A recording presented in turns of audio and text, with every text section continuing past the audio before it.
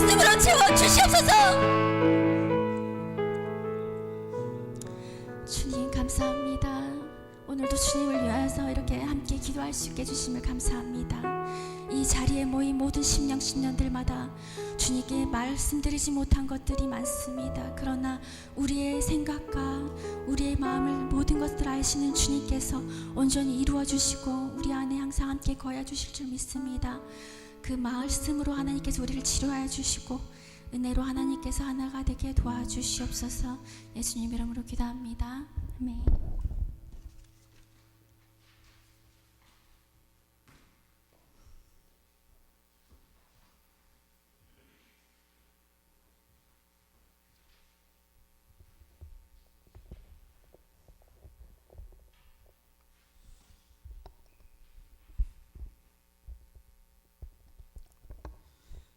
묵도함으로써 오후 예배 시작하겠습니다.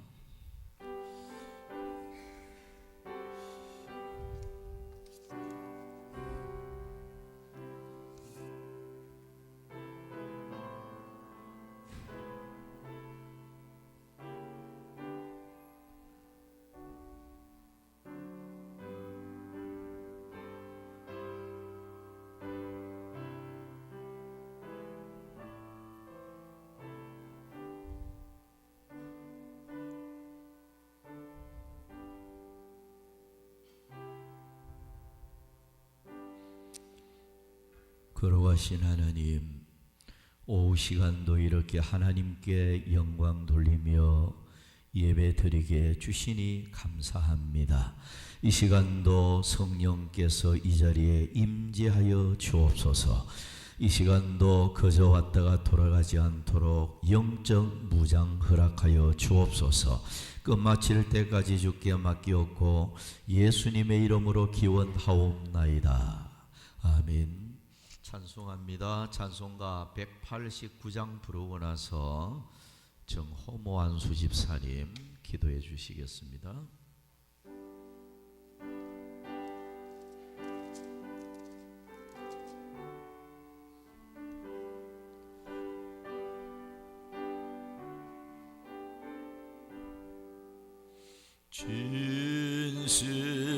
진실하신 주 성령 성도교 되게 계시소.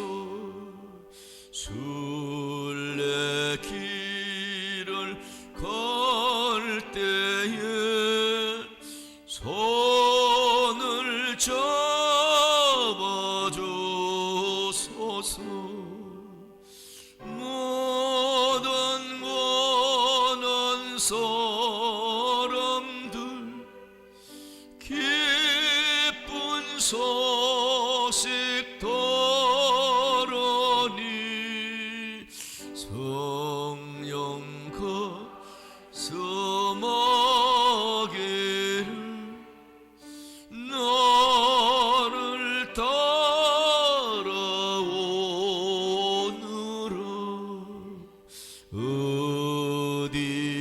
어디에나 계신 주 너를 도와주시소. 어둠 속을 헤맬 때 홀로 두지 마소서. 풍랑심이 일어나 소망 끊어질 때에 성령 말씀하기를 너를 따라오느라.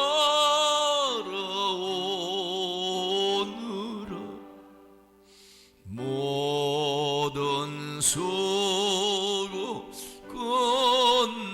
끝나고 편히 쉬기 원할 때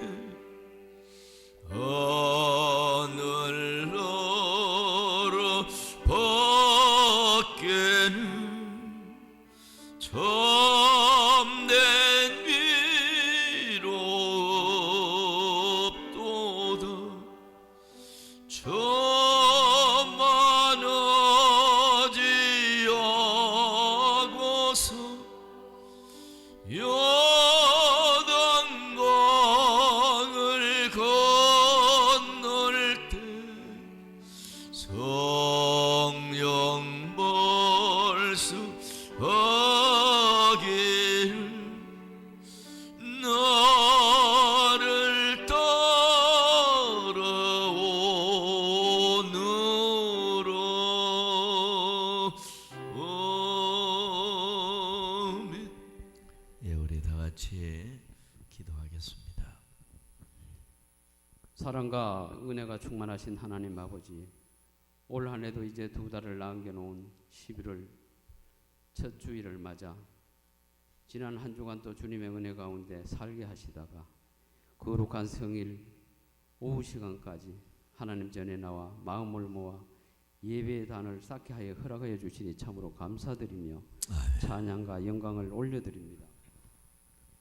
이 시간 성령님께서 예배 가운데 함께하여 주시옵고 하나님과 연합하는 복된 시간으로 인도하여 주시사 드려지는 예배를 통하여 저희들에게 새 힘을 공급하여 주시어서 주의 일꾼으로 살아가기에 부족함이 없도록 축복하여 주시옵소서. 아멘. 풍성한 수확의 계절을 맞아 추위도 함께 다가오고 한 해를 되돌아볼 시점이 되었습니다. 주님께서 저희들에게 맡겨주신 달란트는 많은데 무엇 하나 제대로 한 것이 없이 오늘도 예배 앞서 주님 앞에 머리를 숙였습니다. 우리들의 삶 속에서 알게 모르게 지은 죄들을 회개하오니 연약한 저희들을 용서하여 주시옵고 아멘. 주님의 향기를 나타내며 살아가는 저희들이 다 되게 도와주시옵소서. 아멘. 주님의 뜻이 있어서 이곳에 주님의 몸된 교회를 세우시고 세상을 방하는 저희들을 주님의 방주로 인도하셔서 하나님의 사역에 사용하여 주심에 감사를 드립니다. 아멘. 제 가운데 빠져있는 심령들을 전도하고 복음을 전하는 일보다 더 소중한 것이 없는 줄 아오니 이 지역사회에 복음을 전파하기에 부족함이 없도록 능력과 여건을 허락하여 주시사 불쌍한 영혼들을 가슴으로 품고 주님 앞으로 인도하는 제단으로 삼아 주시옵소서. 아멘. 하나님 아버지, 이스라엘의 전쟁이 더 이상 확산되지 않도록 막아주시옵고 아멘. 우크라이나의 길고 긴 전쟁도 막을 내릴 수 있도록 역사하여 주시옵소서. 아멘. 전쟁으로 인하여 유가가 상승하고 온 세계가 너무나도 살아가기 힘든 세상에 되어 없는 자들이 더욱 힘들고 고통스러운 삶을 살아가고 있습니다.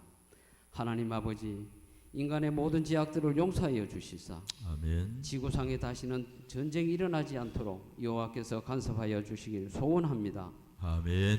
이 시간에도 호시탐탐 노리고 있는 저 북한 정권을 하루속히 무너뜨려 주시옵고 자유와 인권이 보장되고 하나님께서 기뻐하시고 원하시는 대한민국이 될 수 있도록 역사하여 주시옵소서. 아멘. 이 나라의 지도자들에게 지혜를 다하여 주시사 아멘. 날마다 기도함으로 나라가 평안해지고 아멘. 우리들 삶 또한 평안을 누리며 살아가는 복된 나라로 인도하여 주시옵고 아멘. 축복하여 주시옵소서. 아멘.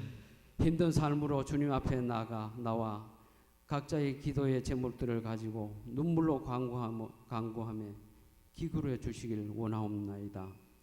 육신의 질병과 물질로 인하여 믿음이 무너지고 방황하는 성도들의 손길들을 일일이 붙잡아 주시옵고 하루속히 일어나 뛸 수 있도록 은총을 베풀어 주시옵소서. 아멘. 우리 모두가 오직 주님만을 바라보고 의지하여서 고통 속의 굴레에서 벗어날 수 있도록 주님께서 역사하여 주시옵고 돌보아 주시옵소서. 아멘. 교회 안에 각 기관들마다 봉사하고 헌신하는 손길들도 있습니다. 헌신 봉사하는 이들 모두가 교회와 성도들을 사랑하는 마음으로 주의 나라와 영광을 위하여 더욱 힘쓰며 나아갈 수 있도록 인도하여 주시옵고 이들이 수고와 헌신으로 인하여 교회가 더욱 활기차고 살아 숨쉬는 교회가 될 수 있도록 축복하여 주시옵소서. 아멘. 섬기는 교회와 지체들을 위하여 지금까지 헌신 봉사하신 담임 목사님을 주님께서 붙들어 주시옵고 남은 삶의 여정 가운데도 주님께서 함께하여 주시사 육신의 건강도 늘 지켜 보호해 주시옵소서. 아멘. 이 시간 전하시는 말씀 위에도 능력을 더하여 주시옵고 아멘. 듣는 성도들의 영적인 길을 열어주시사 하나님의 음성을 듣고 깨달음으로 인하여 은혜 받고 성령 충만 받아서 돌아가는 소중한 시간으로 인도하여 주시옵소서. 아멘. 또한 또 11월 19일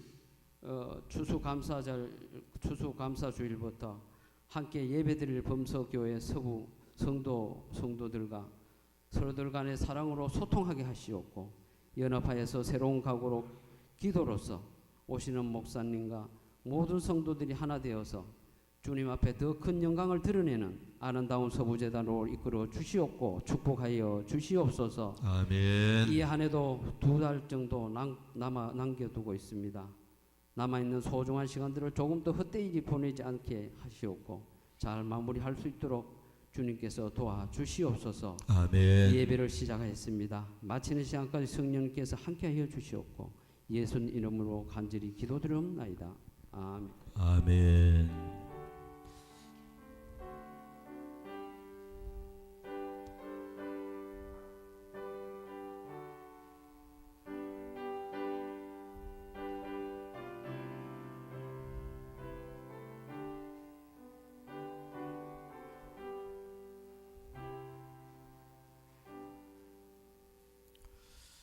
예, 성경 말씀 보겠습니다. 사무엘상 10장 6절 보도록 하겠습니다. 한 절만 보겠습니다. 봉독합니다. 내게는 여호와의 영이 크게 임하리니 너도 그들과 함께 예언을 하고 변하여 새 사람이 되리라. 아멘. 자, 할렐루야. 반갑습니다. 항상 건강하시고 평강이 여러분 가정에 넘치기를 축원합니다. 조금 전에 찬송을 이래 하면서 구약 성경은 신약을 미리 예표하는 것이다. 그래서 구약 성경에 나타나는 중요한 사건들은 신약에 나타날 모든 것을 미리 보여주는 것입니다. 예를 들어 볼까요? 이스라엘 백성들이 광야 40년 길을 걸었잖아요. 그럴 때 날마다 하루도 안 빠지고 내려준 떡이 있죠. 그 떡이 뭐예요? 만나죠. 그 만나는 신약 성경에 와서 무엇을 미리 예표하는 것일까요? 자, 구약 성경의 광야 40년 동안 하나님이 하늘에서 내려준 떡, 이 떡은 물론 예수님도 내가 하늘에서 내려온 생명의 떡이라 그랬죠. 그죠? 그러니까 구약 시대에 광야 시대에 주신 떡은 이 세상에 생명의 떡으로 오실 예수님을 미리 보여준 거예요. 그래서 구약 성경은 모든 사건 하나하나가 다 의미가 있어요. 그리고 이 떡은 하나님의 말씀, 사람이 떡으로만 살 것이 아니요 하나님의 입으로 나오는 말씀으로 살 것이라고 그랬죠. 구약에 나타나는 만나, 이 떡은 생명을 주시는 하나님의 말씀, 이 말씀이 바로 생명의 떡인 것입니다. 이 세상에 예수님이 말씀으로 오셨잖아요. 그죠? 그래서 역시 예수님을 가르쳐 주면서 예수님 입에서 나오시는 생명의 말씀을 보여주는 것이다. 그리고 자, 이스라엘 백성들이 가나안 땅에 들어갈 때까지 낮에는 구름 기둥, 밤에는 불 기둥이 항상 떠올라서 그걸 이스라엘 백성들이 보고 하나님이 우리와 함께 하는구나, 이걸 날마다 느꼈어요. 이 불기둥이 움직이면 이제 나를 따라오너라 라는 행군하라는 표시인 줄 알고, 명령인 줄 알고 모든 것 철수해서 따라갔죠. 그리고 불기둥이 서면 여기서 유진하라, 머물러 있으라. 하나님의 뜻인 줄 알고 또 거기에서 짐을 다 풀어서 성막도 짓고 각 지파별로 장막을 또 짓고 했죠.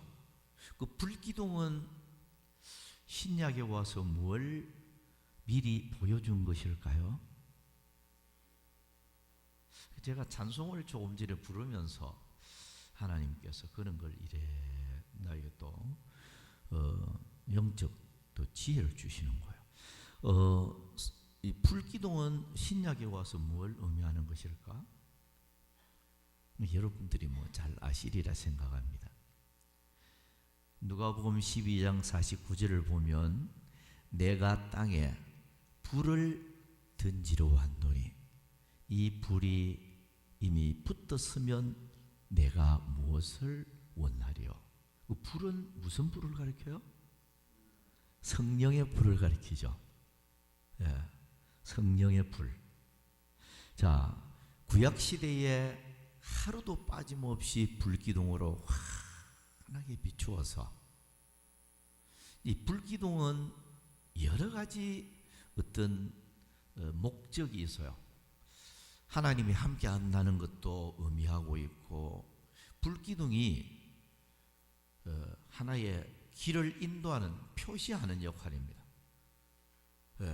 불기둥이 움직이는 대로 따라가야 되고요. 머물면 또 멈추고, 우리의 길을 인도하는 그런 역할을 불기둥이 했잖아요. 그런데 신약에 와서 바로 성령의 불, 성령의 불이 이제 성도들과 함께하고 성도들의 발걸음을 천국까지 인도하고 성령께서 하루도 빠짐없이 우리 곁에 계시는 겁니다. 이스라엘 백성들은 이 성막 정경을 보면은요, 성막 그 정경을 가만히 보면 성막이 이스라엘 진 가장 중앙에 위치하도록 해서요. 그래서 모든 각 지파별로 12지파별로 자기들이 잠자는 지파별로 장막을 치되 문을 전부 다 성막으로 향하도록 했어요. 그러니까 요즘으로 말하면 여러분들 집에 들어갔다 나오면 문을 출입할 때 뭐부터 보이는 거 아니까? 성막, 그것도 불기둥이 보이도록. 그 장막에서 나오면 바로 보이도록 다 그렇게 하나님이 배치를 시켰어요. 그러니까 요즘으로 말하면 교회가 가장 중앙에 있도록 이렇게 만들었어요. 그래서 하나님의 백성은 성막 중심으로 살아야 된다. 교회 중심으로 살아야 된다. 예배 중심으로 살아야 된다. 이걸 성막을 통해서 그대로 보여주는 거예요. 그러니까 불기둥을 이스라엘 백성들이 하루도 빠짐없이 보잖아요. 사람들이 불을 붙여서 뭐 횃불처럼 피우는 거 아니잖아요. 하나님이 주신 불기둥입니다. 그 불기둥을 하루도 빠짐없이 밤에 환하게 솟아있는 불기둥을 보면서 여호와 하나님은 우리 하나님이다. 우리 곁에 계시는 분이다. 우리를 지키고 보호하고 계시는 분이다. 우리들을 가나안으로 한 걸음 한 걸음 인도해 가시는 하나님이 되신다. 이런 걸 그들은 40년 광야 생활 속에서 깨달을 수밖에 없었어요. 인간적으로 생각하면 애굽에서 가나안까지 들어가는 데는 13일, 14일만 하면 들어가요. 넉넉 잡고 2주간만 하면 애굽에서 가나안에 들어가요. 근데 2주간만 하면 들어가는 이 길을 40년 동안 뺑뺑 돌렸단 말이에요. 근데 여러분, 뭐 사람들이 요즘 뭐 여행을 가면 밖에 나가면 개고생이라는 말이 있듯이 어디 여행 가면 하루 이틀 뭐 즐거울지 몰라도 밖에 나가면 고생이잖아요. 근데 이스라엘 백성들이 애굽에서 나오기는 나왔는데 광야는 사막이잖아요. 사막길이 얼마나 여러분들이 실감이 안 될 거예요. 저는 사하라 사막에도 들어가 봤고, 사막에 딱 들어가 보면요, 진짜 동서남북이 안 보여요. 여러분, 포항에서 제가 울릉도에서 5년 3개월을 목회를 했기 때문에 포항에서 큰 배를 타고 딱 들어가면요, 한 1시간 조금 더 넘게 이 배가 가면 그때부터는 산도 안 보이고, 어디를 가면 북한으로 가는지 소련으로 가는지 알 수가 없어요. 예, 바다 딱 한 1시간 넘게 달리다가 보면 그때부터는 아무것도 안 보여요. 동서남북이 어딘지 알 수가 없어요. 배에 이제 뭐 그런 인도해 주는 장치가 있으니까 울릉도를 향해서 찾아가는데, 근데 아무것도 안 보여요. 뭐 가도 파도 그거밖에 없어요. 근데 여러분, 실감이 안 될 거예요. 대한민국에 차를 타고 가면 어디든지 산이 보이고 뭐 다 보이잖아요. 근데 사막에 저 안에 딱 들어가면요, 아무것도 안 보여요. 동서남북도 안 보여, 어디인지도 모르고 산도 없고 막 그냥 가도 이 뭐 사막, 모래밖에 없어요. 그런 곳에서 40년 생활을 하게 했다. 그것도 한 가족만 있는 게 아니고, 학자들은 150만 명이 될지 200만 명이 될지 정확한 그 수를 알 수가 없어요. 학자들마다 좀 생각이 좀 다른데요. 이스라엘 백성들이 광야 40년 길을 걸을 때 그 인원을 적어도 150만 명에서 200만 명을 추산을 해요. 더 될지도 몰라요. 근데 그 엄청난 사람들이 40년 동안 먹고 살았잖아요. 생수 주셨잖아요. 반 속에서 생수 항상 먹고. 생수는 신약에 뭘 의미할까? 역시 성령을 예표하는 거예요. 다 연결시켜 놨어요. 이스라엘 백성들이 광야에서 그 생수를 먹어도 늙고 죽죠. 근데 하나님이 주시는 성령의 생수 마시는 자는 영생하리라. 참 연결 다 시켜놨어요. 그래서 구약하고 신약하고는 전부 다 연결이 되어져요. 또 이스라엘 백성들이 걸어가다가 불뱀, 독사를 만나게 되죠. 독사를 만나서 그 하나님 막 원망하고 모세 원망하고 이러니까 하나님이 막 독사를 풀어가지고 말이죠, 잠자는 장막 안에도 들어와서 사람들 물어버리고 아이도 어른도 물어버리고 뭐 독이 퍼지니까 뭐 몸이 불덩어리처럼 벌벌 끓다가 죽는 거예요. 요즘 같으면 뭐 독사한테 물려도 응급처치하는 방법이 있겠지만은 옛날에는 그런 것도 제대로 없고요. 무서운 독사한테 물리면 막 완전 독 퍼져서 그냥 죽는 거예요. 그 불뱀한테 물려가지고 막 죽어져 갈 때, 그 불뱀은 죽어져 갈 때 모세에게 하나님 원망했던 이스라엘 백성들이 회개를 하죠. 회개할 때 하나님께서 놋뱀을 지시를 합니다. 놋뱀을 뱀처럼 만들어서 긴 장대에 달아서, 그래서 그 놋뱀을 바라보는 자는 살리라.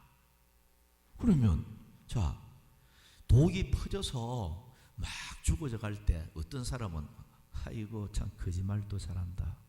노뱀 하면 저 노소로 만든 노여서 만든 긴 장대 위에 달아난 노뱀 한번 바라보면 독이 없어질까? 참 거짓말도 잘한다.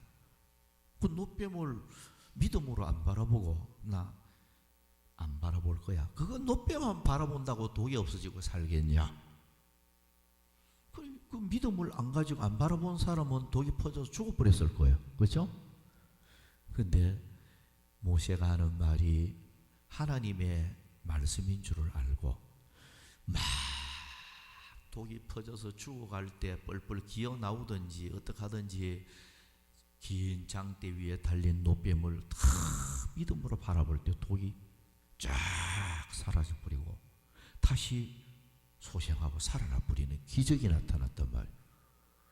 그 노뱀은 뭘 의미할까요? 예, 오늘 제가 이 설교를 하려고 생각지도 않았는데 지금 다른 방향으로 지금 오늘 성령에 대해서 마무리를 하려고 지금 생각을 했는데 찬송하다가 막 내 마음이 이쪽으로 끌려서 지금 생각도 안 했는 말씀을 여러분들과 지금 생각을 하고 있는 거예요. 자, 노뱀은 뭘 의미할까요? 야, 노뱀도 아마 여러분들 입에서 뭐 잘 안 나서 그렇지 생각을 하고 있을 거예요. 노뱀은 십자가에 높이 달리신 예수님을 미리 예표하고 있는 거예요. 이걸 요한복음 3장 15절 16절이 연결을 딱 시키고 있어요. 여기 한번 보면 자 3장 15절 16절을 보면 자 일어났어요? 14절부터 보면 모세가 신약 성경인데 모세가 등장합니다. 모세가 광야에서 뱀을 든 것 같이 인자도 들려야 하리. 인자 누구예요? 예수님을 가리키죠. 인자도 들려야 하리니 이는 그를 믿는 자마다 영생을 얻게 하려 하심이니라. 하나님이 세상을 이처럼 사랑하사 독생자를 주셨으니 이는 그를 믿는 자마다 멸망하지 않고 영생을 얻게 하려 하심이라. 자, 노뱀은 예수님께서도 이 지금 요한복음에서 연결시키고 있죠. 모세가 광야에서 노뱀을 높이 든 것 같이 인자도 들려야 한다. 십자가에 높이 못 박혀야 된다 그 말이에요. 그래서 노뱀을 독이 퍼져서 죽어가는 사람도 믿음으로 바라볼 때 그냥 살아나서요. 마찬가지로 광야 같은 이 세상을 살아갈 때 누구든지 죄의 독이 퍼져서 죽어가는 사람도 죄가 아무리 많아서 죽어가는 사람도 십자가의 노뱀처럼 높이 달리신 예수님을 믿음으로 바라보는 자는 살아난다. 영생한다 그 말이에요. 멸망하지 않고 영이 살고 영생하는 사람이 되어진다. 그걸 분명히 말씀을 하고 있어요. 그래서 여러분 구약 성경은 신약 성경의 모든 것을 미리 보여주는 거예요. 미리 보여줍니다. 네. 그래서 성막 안에 나타나는 성물들 하나하나가 전부 다 예수님을 보여주고 천국을 보여주고 그리고 성도의 진실한 삶이 어떠해야 되는가 이런 것을 상세하게 보여줍니다. 예. 성막의 문은 누구를 가리킬까? 성막 문 예수님 가리키죠. 내가 문이니. 예수님은 문이라고 해서 구원의 문이 되셔요. 그러니까 성막 자체 맨 처음에 딱 출입하는 문이 있잖아요. 이 문 자체가 구원의 문이 되신 예수님을 가르치고, 근데 문이 굉장히 크고도, 문이 예를 들어서 동서남북 문을 한 4개 정도 내놓으면 편리하지 않겠습니까? 그죠? 왜 지파별로 다 이렇게 동서남북 이렇게 배치가 되어 있는데, 문을 한 4개 정도 만들어 놓으면 뭐 동서남북에서 이래 차례대로 뭐 들어오면 영 편리하겠죠. 근데 문은 하나님의 명입니다. 하나밖에 내지 않도록 했어요. 왜 하나만 유일하게 내도록 했을까요? 그것은 구원의 주가 되시는 분은 오직 예수님 한 분밖에 없으니까. 구원을 주시는 분은, 유일하신 구원의 문이 되시는 분은 예수님밖에 없다는 거예요. 세상에 교주들이 많고 종교가 많지만 구원을 주시는 구원의 문이 되시는 분은 오직 예수밖에 없다. 그래서 유일하게 문 하나만 딱 만들도록 했고, 그때 문이 굉장히 크게 만들어놨어요. 50규빗인데 이 동쪽에 나 있는 이 50규빗인데요. 문이 20규빗입니다. 그러니까 뭐 쉽게 말해서 우리나라로 보면 한 10m 가까이 되는 문이.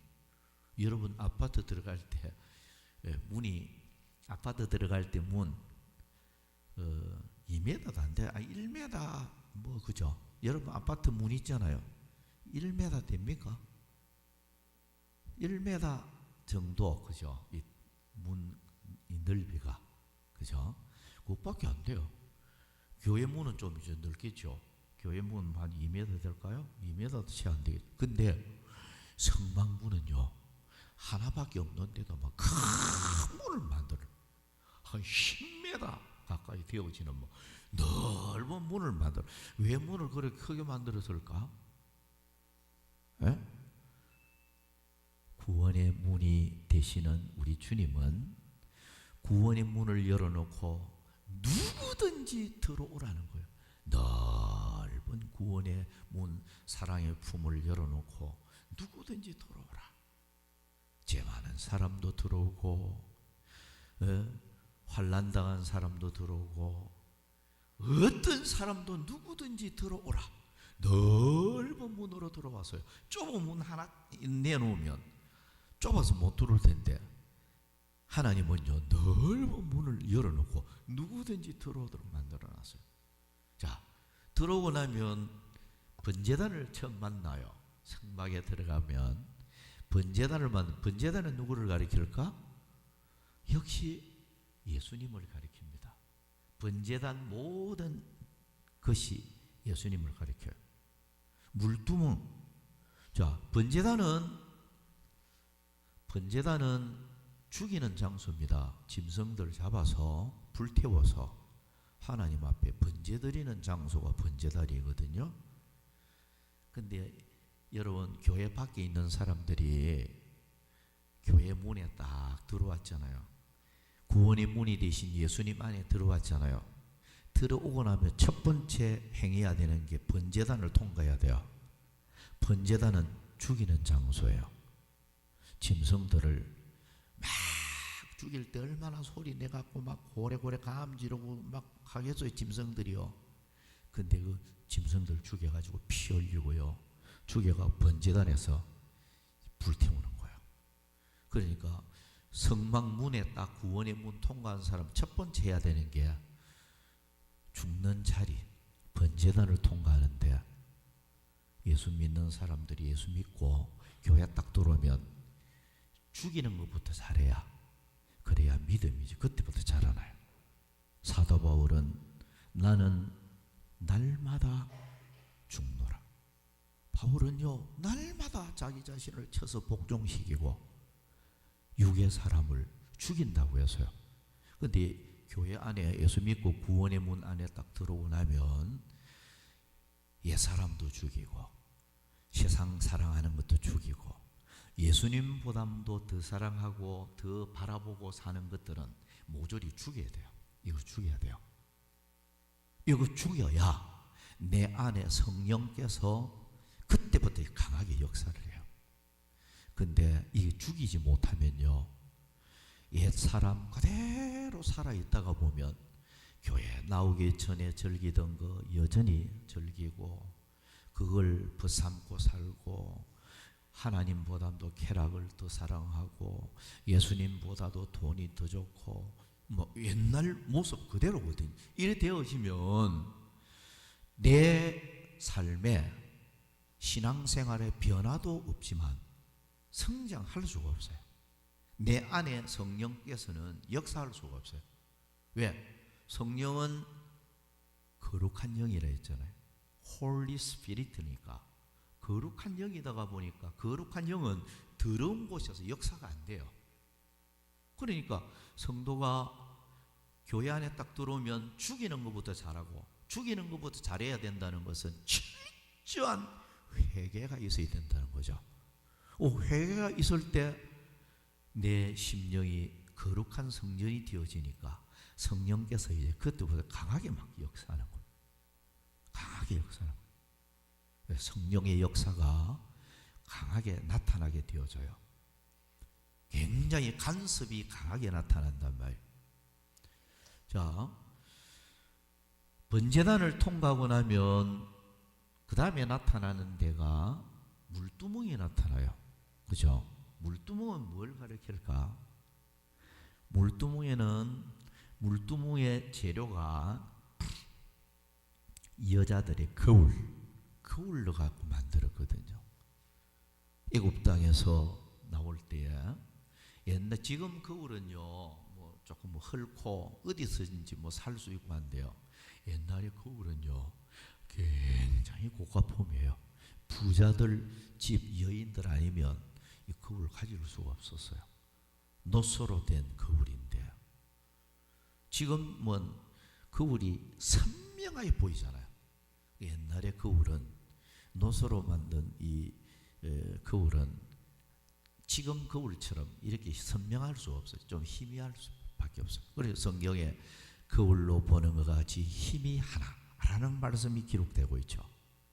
그러니까 옛날의 거울은 지금처럼 선명하지 않지만 그러나 여자들이 거울로 보면 볼 수 있는, 근데 그 거울이 굉장히 고가품인데 애굽에서 나올 때 그거 가지고 나왔는데 근데 물두멍을 만들 때 여자들이 그 고가품을 막 너도 나도 막 헌신하는 마음으로 가지고 와서 녹여가지고 물두멍을 만들었죠. 재료는 여자들의 거울, 물두멍 안에는 물이 있죠. 물이 있는 목적은 성막을 출입할 때, 성소에 들어갈 때 손발을 반드시 씻고 들어가도록. 안 씻고 들어가면 바로 직사를 했습니다. 바로 죽였어요, 하나님. 그러니까 반드시 성막을 출입할 때 이 물두멍에서 손 씻고 발 씻고 이 겁이 나서도 씻을 수밖에 없었어요. 안 씻으면 하나님이 바로 성막 안에 들어간 바로 죽이니까요. 그러니까 반드시 씻거든요. 근데 그러면 자, 교회를 출입하는 사람이 성막을 출입할 때 물두멍을 통과하잖아요. 물두멍에서 여자들의 거울로 만들어 놓으니까 씻으면서도 내 모습이 다 비추어 있어 보이는 거예요.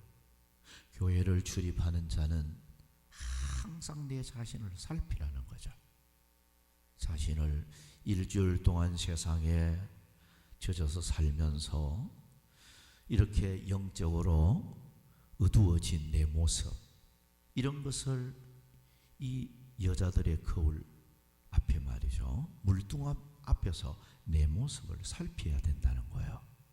살피면서 씻는 거예요. 그러니까 교회 출입하는 사람은요, 여러분 한 주간 동안 세상 속에서 살다가 교회 주일날 찾아와서 예배를 드리는 사람은 정말로 한 주간 동안 하나님 앞에 입으로 범죄하고 뭐 손발로 범죄하고 마음으로 범죄하고 하나님 앞에 범죄한 것들을 교회 와서 씻는 생활, 회개하는 생활을 잘해야 된다는 거예요. 오늘날 뭐 그런 것도 없이 교회 뭐 왔다가 뭐 그냥 생각도 없이 1시간 예배에 참석하면 오늘 성수주의를 잘했다 생각하고 막 그냥 또 가고 뭐 한 주간 동안 하나님 앞에 범죄한 것에 대해서 뭐 회개하는 마음으로 손발을 씻고 뭐 이런 어떤 뭐 생각도 없이요. 그냥 뭐 왔다가 1시간만 예배 참석만 하면 나는 하나님 앞에 예배 잘 드리고 가는 거야. 뭐 이제 끝나는 거예요. 근데 그게 문제가 아니고 마당만 밟고 돌아가면 안 돼요. 교회에 출입하는 사람은 마당만 밟고 돌아가면 안 되고 반드시 씻는 생활을 해야 돼요. 물두멍 통과해야 돼요. 이거 꼭 하나님 앞에 나오는 사람은 회개할 것 회개하고 씻는 생활을 잘 해야 돼요. 또 안에 들어가면 이제 물두멍을 통과해서 나오면 첫 번째 또 만나는 데가 촛대를 만나요. 촛대. 촛대는 성막 안에 보면 유일하게 빛을 발하는 하나가 딱 있는데 그게 금으로 만든 촛대예요. 금촛대입니다. 그 성막 안에 전체 안에 환하게 촛대고 하나가 비춰주는 거예요. 왜냐니까 그 촛대가 없으면요 이 성막이라는 덮개가 4개의 덮개로 완전 차단되어 있어요. 바람도 안 들어오지만 햇빛은 하나도 안 들어옵니다. 4개의 덮개를 완전 차단시켜 놨어요. 4개의 덮개를 덮어놨기 때문에 빛 하나 들어오지 않아요. 빛 하나 안 들어오는 깜깜한 칠흑 같은 그 어두운 공간 속에 유일하게 빛을 발하는 게 이 촛대예요. 촛대는 누구를 가리킬까? 역시 여러분 알다시피 예수님을 가리키는 거예요. 나는 세상의 빛이라. 예수님 빛으로 땅에 오신 예수님을 예표하고요. 더 나아가서 너희는 세상의 빛이라. 어두운 세상을 믿음으로 예수 믿는 우리들이 진리의 빛을 발해야 할 사명이 있다는 것을 우리에게 교훈을 하고 있는 거예요. 그리고 뭐 떡상을 그 다음에 또 이제 오른편에 있고 그 다음에 또 향을 피우는 데가 있고 뭐 그 다음에 뭐 여러 가지가 있는데 기회가 되면 뭐 성막에 대해서 또 우리 진 목사님이 가르칠 또 기회가 있을 겁니다. 우리 교인들은 성막에 대해서 전에 좀 제가 조금 가르친 것이 있기 때문에 자 구약 성경은 모든 것이 신약을 미리 예표하고 보여주는 것이다. 이래 보면 되겠습니다. 자 구약 시대에 하루도 빠짐없이 불기둥이 떠나지를 않았어요. 항상 이스라엘 진중에 그였습니다. 오늘날도 마찬가지예요. 성령의 불기둥은 오늘날 우리들을 하루도 빠짐없이 인도해 갑니다. 눈에 보이지 않지만은 인도합니다. 자, 성령께서는 인격을 가지고 있습니다. 자, 돌 같은 거는 인격이 없죠. 생명이 없어요. 돌은 생각도 못하고 말도 못하고 의식도 없고 뭐 감정도 없고 돌이라는 것은 생명이 없으니까 인격이 있을 수가 없죠. 근데 성령은 전혀 다르죠. 눈에 보이지 않지만은 성령은 바로 하나님 본체입니다.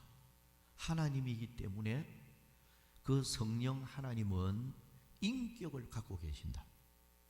인격이라는 것은 사람이 지, 정, 의를 가지고 있고 사람의 인격, 사람이 슬퍼하듯이 성령도 슬퍼하고, 사람이 기뻐하듯이 성령도 기뻐하고, 사람이 근심 걱정을 하듯이 성령도 근심을 하고. 제가 지금 말하는 것은 기록되어 있어요? 안 되어 있어요? 되어 있죠. 성령은 기뻐하고 성령은 슬프다. 그래서 성령을 근심시키지 말라고 그랬어요. 성령 근심하셔요. 기쁘다. 하나님의 백성들이 막 성령 기뻐하는 일을, 선한 일을 하고 기뻐하는 일을 하면요, 내 안에서 성령께서 막 기뻐해요. 성령이 내 안에서 기뻐하면 나도 모르게 막 이상하게 막 기뻐져요. 근데 내가 성령을 슬프게 하면 내 안에서 주님이 근심을 하고 한탄을 하니까, 탄식을 하니까 나도 모르게 내 마음이 어두워져요. 기쁨이 없어져요. 자꾸 이래 되어져요. 성령께서는 우리가 가지고 있는 모든 것을 다 가지고 있어요. 사람이 말하죠. 성령께서 말씀하십니다. 그래서 이제 성령 충만 받은 사람과 충만 받지 못한 사람의 차이가 있는데요. 성령 충만 받은 사람은 때때로 성령의 음성을 잘 듣게 돼요. 계시록에 보면 성령이 교회들에게 하시는 말씀을 들을지어다 라고 했죠. 성령의 세미한 음성이 계속 들려와요. 근데 은혜를, 깊은 은혜를 체험하지 못한 사람, 성령의 은혜를 깊이 체험하지 못한 사람은 성령의 음성을 못 들어요. 믿기는 믿는데 못 들어요. 못 들으면 하나님의 뜻을 분별이 안 돼요. 하나님이 무슨 명령을 내리고 있는지 이게 이해가 안 되는 거예요. 그 하나님의 뜻대로 살 수가 없어요. 하나님의 명을 듣지를 못하는데, 귀 있는 자는 성령이 교회들에게 하시는 말씀을 들을지어다. 귀가 있는데도 귀가 기머거리처럼 못 듣는 사람이 있어요. 이런 사람은 불행한 사람이에요.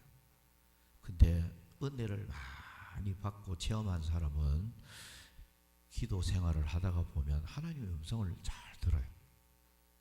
네, 하나님의 음성을 막 듣다가 보니까 하나님이 뭘 나에게 원하는지 이런 걸 막 이해를 잘해요. 네. 그러다 보니까 하나님의 뜻을 분별하게 되고 이렇게 이제 또 살게 되어지죠. 자, 성령께서는 일꾼들을 세우기도 하고 파송도 합니다.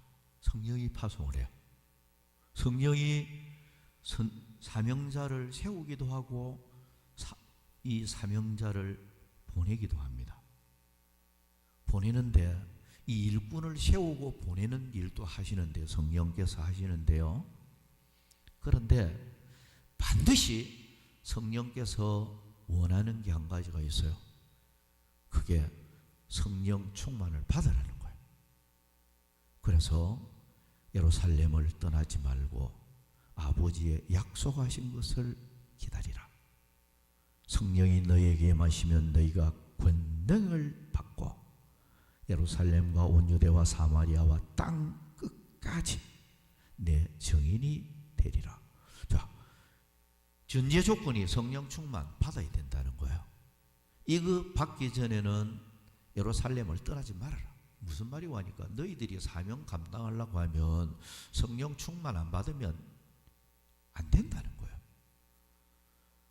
실제로 이 예수님의 제자들 이런 사람들 보면 성령 충만을 못 받고 있을 때는요, 예수님을 모른다고 부인도 하고 너무 약해갖고 시험이 오니까 실족해버리고, 믿음이 없다가 보니까요 감당이 안 돼서요, 사명 감당이 안 되는 거예요. 게세마네 동산에서 깨어있어 기도하라 했는데 기도 자체도 안 되고요, 자꾸 졸리고 마귀가 자꾸 니를 까부르듯이 까불고 자꾸 기도 못하도록 방해를 놓으니까 안 되는 거예요. 그런데 성령 충만이 임하고 나서 영적으로 무장이 딱 되고 난 제자들의 신앙생활 사도행전을 통해서 여러분 보세요. 하늘과 땅 차이입니다. 완전히 변해버려요. 이제 뭐 부활을 전하다가 잡혀가지고 감옥에 갇히고 매 맞고 뭐 처형을 당하고 이래도 겁을 안 내는 거예요. 매를 맞아도 막 기뻐하면서 막 그냥 복음 전하다가 보면 이런 핍박도 당한다, 매 맞을 수 있다, 뭐 담대해지는 거예요. 그러니까 성령으로 무장하고 나니까 환난을 이기는 힘이 생겨버리고, 핍박을 이기는 힘이 생겨버리고, 시험을 이기는 힘이 생겨버리고, 성령 충만하니까 마귀도 이기고, 세상을 이기고, 그냥 막 다 이겨내는 거예요. 이거 왜? 성령의 능력으로, 성령의 권능이 내 안에서 역사하다가 보니까 자연적으로 이기는 생활이 되는 거예요.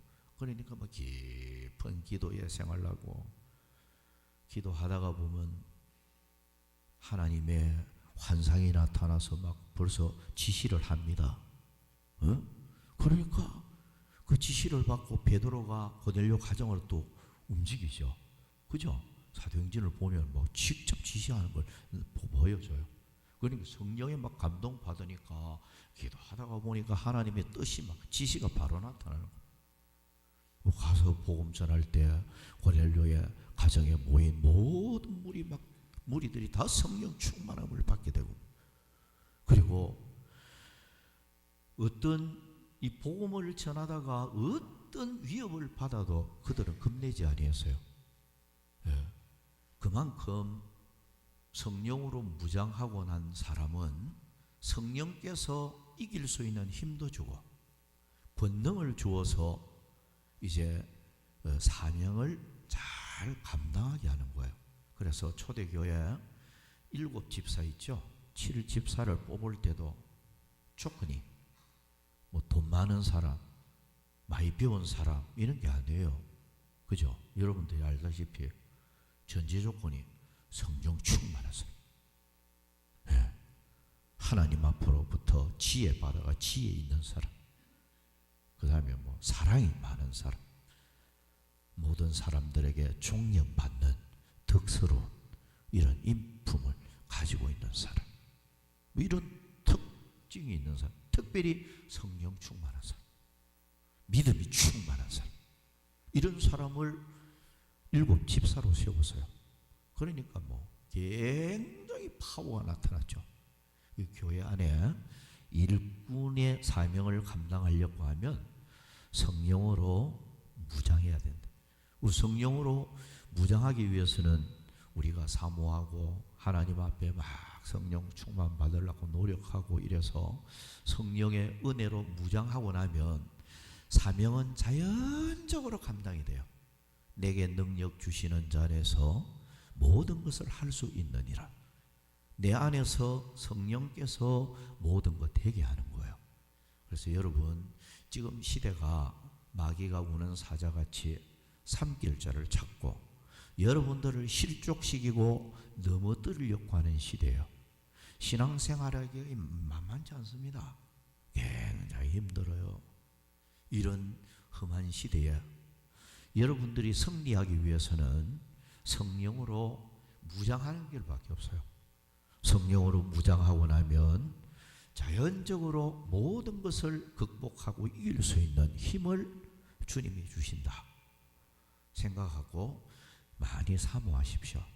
사모하고 그래서 오늘 뭐 시간이 또 이제 벌써 지나버렸는데 말을 맺고자 합니다.